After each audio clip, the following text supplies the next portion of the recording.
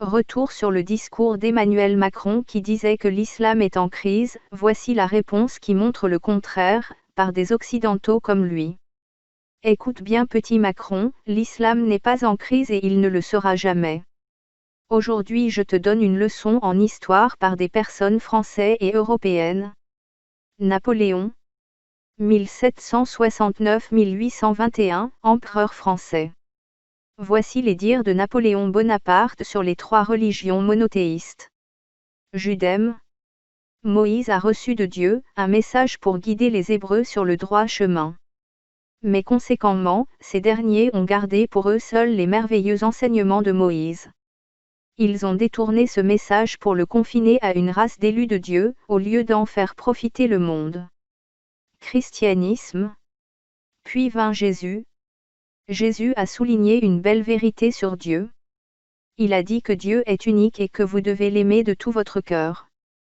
Et aimer votre voisin comme vous-même. Mais, après la mort de Jésus, un groupe de politiciens, de Rome, a vu dans cette religion, une possibilité de contrôler une masse importante de gens. Ils ont donc élevé Jésus au rang de Dieu, et partie de Dieu lui-même. Ils ont ensuite donné à Dieu des partenaires. Ils étaient maintenant trois en un. Islam. Puis enfin, à un certain moment de l'histoire, apparut un homme appelé Mohammed. Et cet homme a dit la même chose que Moïse, Jésus, et tous les autres prophètes, il n'y a qu'un Dieu. C'était le message de l'islam. L'islam est la vraie religion. Plus les gens liront et deviendront intelligents, plus ils se familiariseront avec la logique et le raisonnement. Ils abandonneront les idoles, ou les rituels qui supportent le polythéisme, et ils reconnaîtront qu'il n'y a qu'un Dieu. Et par conséquent, j'espère que le moment ne tardera pas où l'islam prédominera le monde, car il prédominera le monde. Pour que l'ouvrage de Mahomet soit vraiment digne de la scène française, il faut qu'il puisse être lu sans indignation aux yeux des hommes éclairés de Constantinople comme de Paris. Mahomet fut un grand homme, intrépide soldat, avec une poignée de monde il triompha au combat de Bender, grand capitaine, éloquent, grand homme d'État, il régénéra sur patrie, et créa au milieu des déserts de l'Arabie un nouveau peuple et une nouvelle puissance. 1836, fragments divers, observations sur la tragédie de Mahomet par Voltaire, page 249. Napoléon Bonaparte a déclaré qu'il était musulman. L'islam attaque spécialement les idolâtres, il n'y a point d'autre Dieu que Dieu, et Mahomet est son prophète, voilà le fondement de la religion musulmane, c'était le point le plus essentiel, consacrer la grande vérité annoncée par Moïse et confirmée par Issa Jésus. Il n'y a pas d'autre Dieu que Dieu et Mahomet est son prophète. Je suis, moi, musulman unitaire et, que, je glorifie le prophète. J'espère que le moment ne tardera pas où je pourrai réunir tous les hommes sages et instruits du pays, et établir un régime uniforme, fondé sur les principes de l'Alcoran, Islam Ndiye, qui sont les seuls vrais et qui peuvent seuls faire le bonheur des hommes. Source, correspondance de Napoléon, journal de Sainte-Hélène. Alphonse de Lamartine. Poète, écrivain, historien et un homme politique français, 1790-1869. Jamais un homme ne se proposa, volontairement ou involontairement, un but plus sublime, puisque ce but était surhumain. Saper les superstitions interposées entre la créature et le Créateur, rendre Dieu à l'homme et l'homme à Dieu, restaurer l'idée rationnelle et sainte de la divinité dans ce chaos de Dieu matériel et défiguré de l'idolâtrie. Jamais homme n'accomplit en moins de temps une si immense et durable révolution dans le monde. Si la grandeur du dessein, la petitesse des moyens, l'immensité du résultat sont les trois mesures du génie de l'homme, qui osera comparer humainement un grand homme de l'histoire moderne à Mahomet. Les plus fameux n'ont remué que des armes, des lois, des empires, ils n'ont fondé, quand ils ont fondé quelque chose, que des puissances matérielles, écroulées souvent avant eux. Celui-là a remué des armées, des législations, des empires, des peuples, des dynasties, des millions d'hommes sur un tiers du globe habité, mais il a remué, de plus, des idées, des croyances, des âmes. Il a fondé sur un livre, dont chaque lettre est devenue une loi, une nationalité spirituelle qui englobe des peuples de toutes les langues et de toutes les races, et il a imprimé, pour caractère indélébile de cette nationalité musulmane, la haine des faux dieux et la passion du Dieu un et immatériel. Philosophe, orateur, apôtre, législateur, guerrier, conquérant d'idées, restaurateur de dogmes rationnels, d'un culte sans image, fondateur de 20 empires terrestres et d'un empire spirituel, voilà Mahomet. À toutes les échelles où l'on mesure la grandeur humaine, quel homme fut plus grand? Il a fondé une nationalité spirituelle, la haine des faux dieux, et la passion du Dieu un et immatériel. Ce patriotisme vengeur des profanations du ciel fut la vertu des enfants de Mahomet, les musulmans, la conquête du tiers de la terre à son dogme fut son miracle, ou plutôt ce ne fut pas le miracle d'un homme, ce fut celui de la raison. L'idée de l'unité de Dieu, proclamée dans la lassitude des théogonies fabuleuses, avait en elle-même une telle vertu, qu'en faisant explosion sur ses lèvres elle incendia tous les vieux temples des idoles et alluma de ses lueurs un tiers du monde. Montesquieu 1689-1755. Lettre persane 39. Agi Ibi au juif Ben Josu.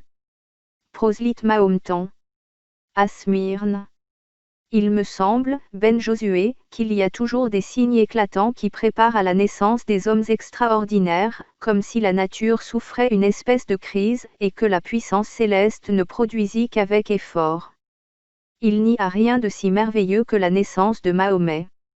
Dieu, qui par les décrets de sa providence avait résolu dès le commencement d'envoyer aux hommes ce grand prophète pour enchaîner Satan, créa une lumière 2000 ans avant Adam, qui, passant d'élu en élu, d'ancêtre en ancêtre de Mahomet, parvint enfin jusqu'à lui comme un témoignage authentique qu'il était descendu des patriarches.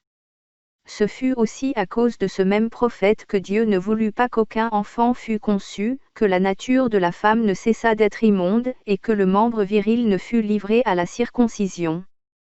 Il vint au monde circoncis, et la joie parut sur son visage dès sa naissance, la terre trembla 3 fois, comme si elle eût enfanté elle-même, toutes les idoles se prosternèrent, les trônes des rois furent renversés, Lucifer fut jeté au fond de la mer, et ce ne fut qu'après avoir nagé pendant 40 jours qu'il sortit de l'abîme, et s'enfuit sur le mont Séabé, d'où, avec une voix terrible, il appela les anges. Cette nuit, Dieu posa un terme entre l'homme et la femme, qu'aucun d'eux ne put passer. L'art des magiciens et nécromants se trouva sans vertu. On entendit une voix du ciel qui disait ces paroles, « J'ai envoyé au monde mon ami fidèle ». Selon le témoignage d'Ibn Ebin, historien arabe, les générations des oiseaux, des nuées, des vents, et tous les escadrons des anges, se réunirent pour élever cet enfant, et se disputèrent cet avantage. Les oiseaux disaient dans leur gazouillement qu'il était plus commode qu'ils l'élevassent, parce qu'ils pouvaient plus facilement rassembler plusieurs fruits de divers lieux. Les vents murmuraient, et disaient, c'est plutôt à nous, parce que nous pouvons lui apporter de tous les endroits les odeurs les plus agréables. Non, non, disaient les nuées, non, c'est à nos soins qu'il sera confié, parce que nous lui ferons part à tous les instants de la fraîcheur des eaux. Là-dessus les anges indignés s'écriaient, que nous restera-t-il donc à faire? Mais une voix du ciel fut entendue, qui termina toutes les disputes, il ne sera point ôté d'entre les mains des mortels, parce que heureuses les mamelles qui l'allaiteront, et les mains qui le toucheront, et la maison qu'il habitera, et le lit où il reposera. Après tant de témoignages si éclatants, mon cher Josué, il faut avoir un cœur de pierre pour ne pas croire sa sainte loi. Que pouvait faire davantage le ciel pour autoriser sa mission divine, à moins que de renverser la nature, et de faire périr les hommes même qu'il voulait convaincre. À Paris, le 20 de la lune de Régeb, 1713. Voltaire. Écrivain et philosophe français, à 1694-1778. Au départ, Voltaire était très hostile à l'islam. La pièce théâtrale, Mahomet, ou le fanatisme, composée en 1742, était considérée comme le parfait exemple pour dépeindre le personnage du prophète Mohammed, SBDL. Mahomet le fanatique, le cruel, le fourbe, et, à la honte des hommes, le grand, qui de garçon marchand devient prophète, législateur et monarque. Recueil des lettres de Voltaire, 1739 à 41. Goethe, qui avait traduit la pièce en allemand pour complaire à son maître, le prince Charles-Auguste de Weimar, parla de ce sujet à Napoléon qu'il rencontra à Erfurt. L'empereur rétorqua. Je n'aime pas cette pièce, c'est une caricature. Je suis de l'avis de votre majesté, j'ai fait ce travail à contre-cœur. Mais dans cette tragédie, dans ces tirades contre le fanatisme, ce n'est pas l'islam qui était visé, mais l'Église catholique. Les allusions, dit Napoléon, sont tellement voilées que cet impertinent a pu dédier son œuvre au pape, qui lui a donné sa bénédiction. 1. Mais au fur et à mesure, Voltaire va faire ses recherches personnelles et délaisser les vieux ouvrages sur les musulmans que propageait l'Église. Voltaire se détache des sources héritées du Moyen Âge et sa perspective change radicalement. C'est en travaillant en véritable historien, sur son Charles XII, que Voltaire forgea ses idées sur le monde musulman et plus particulièrement sur les Ottomans. L'évolution de Voltaire sur l'islam arrive à son point culminant avec l'examen important de Milor Bolingbroke, ou le tombeau du fanatisme, intégré au recueil nécessaire, en 1766. Dans cet écrit, il fustige sévèrement le christianisme et fait l'éloge du prophète Mohammed, SBDL, qui établit un culte qui était sans doute plus sensé que le christianisme. Voltaire accuse et attaque le christianisme qu'il considère comme la plus ridicule, la plus absurde et la plus sanglante religion qui ait jamais infecté le monde. Lettre à Frédéric II, roi de Prusse, datée du 5 janvier 1767. Par contraste, il vante la doctrine musulmane pour sa grande simplicité, il nie à qu'un Dieu et Mahomet est son prophète.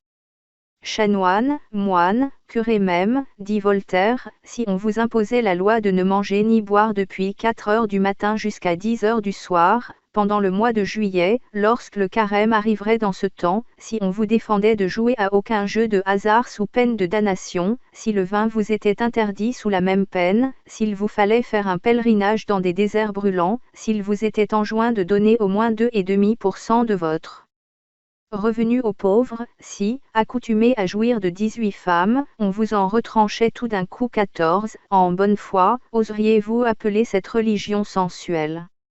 Et la fin de son article est une leçon qui déteste et rejette la caricature, il faut combattre sans cesse.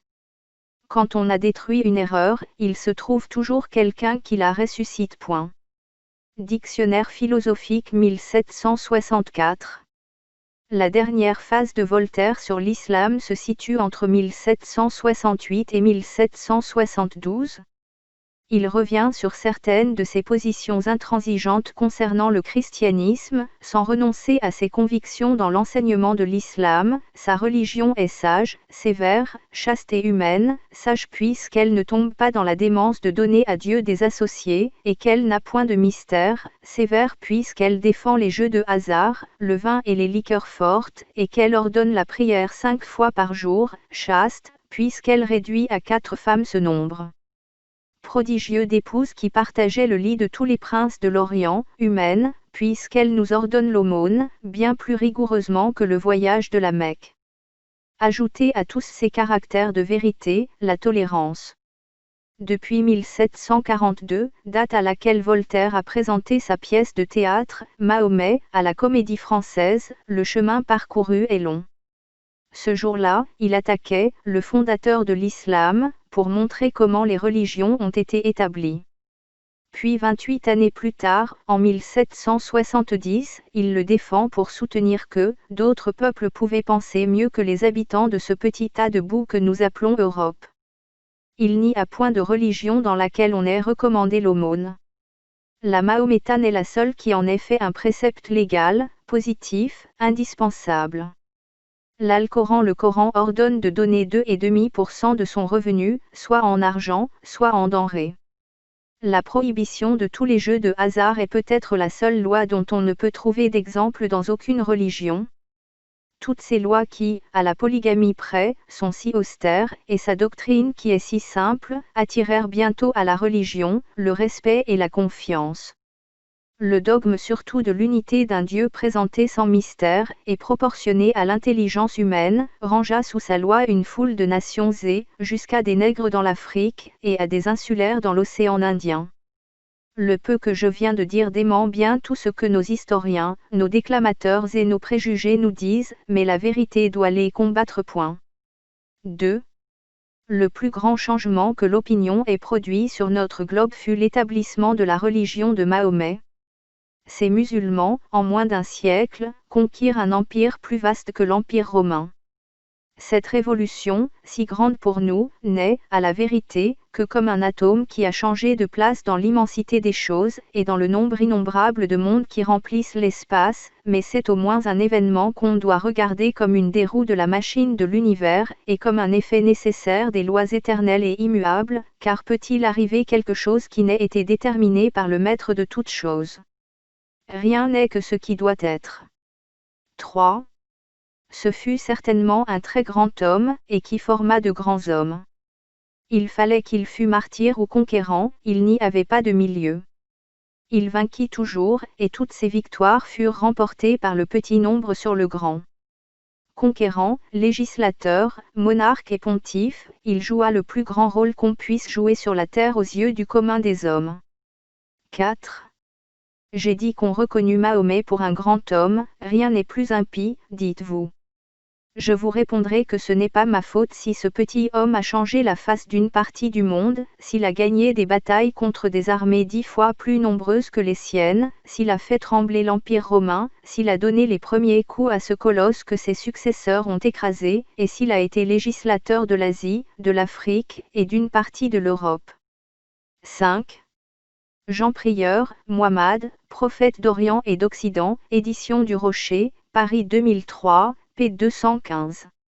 Voltaire, Essai sur les Murès, in Farouk Bilissi, opus citatum.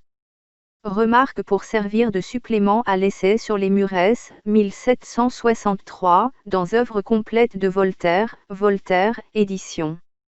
Molland, 1875, t24, chap. 9 de Mahomet, p. 588. Remarque pour servir de supplément à l'Essai sur les Murès, 1763, dans œuvre complète de Voltaire.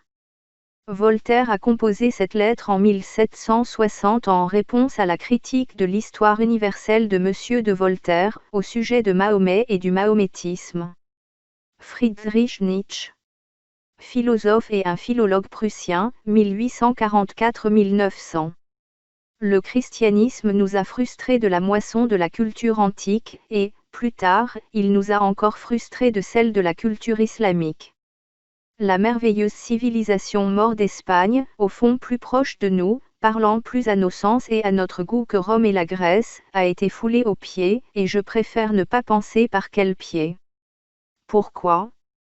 Parce qu'elle devait le jour à des instincts aristocratiques, à des instincts virils, parce qu'elle disait oui à la vie, avec en plus les exquis raffinements de la vie mort. Les croisés combattirent plus tard quelque chose devant quoi ils auraient mieux fait de se prosterner dans la poussière. Voyons donc les choses comme elles sont. Les croisades. Une piraterie de grande envergure, et rien de plus.